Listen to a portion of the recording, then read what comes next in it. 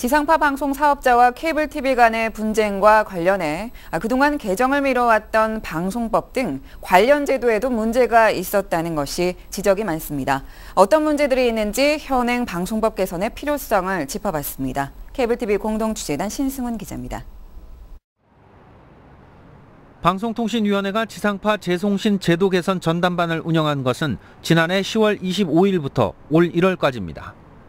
지상파 재전송과 관련해서 방송사업자 간 갈등이 있더라도 시청자의 권익이 침해되는 상황은 어떠한 경우에도 발생하지 말아야 한다고 생각합니다.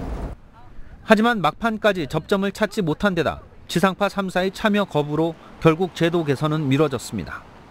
당시 쟁점은 의무 재전송 확대에 대한 부분입니다. 방송법 제78조 재송신 규정에 따라 케이블 1텔레비전과 EBS는 케이블 TV와 위성방송 등의 동시 재전송을 실시하고 있습니다.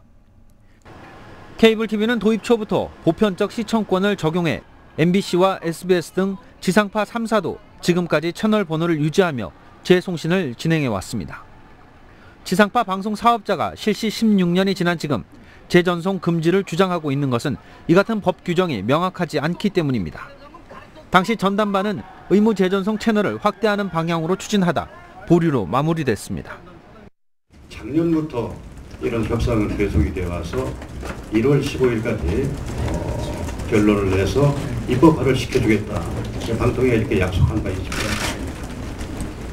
그것도 안 됐습니다. 그래서 다시 이제 협의체를 구성해서 또 다른 쟁점은 채널 편성과 운영권입니다. 의무 재전송에서 제외될 경우 지상파 3사의 채널 번호와 재전송 계약은 전혀 새롭게 시작해야 합니다. 채널 편성에 대한 권리는 플랫폼 사업자인 케이블 TV가 갖고 있기 때문입니다.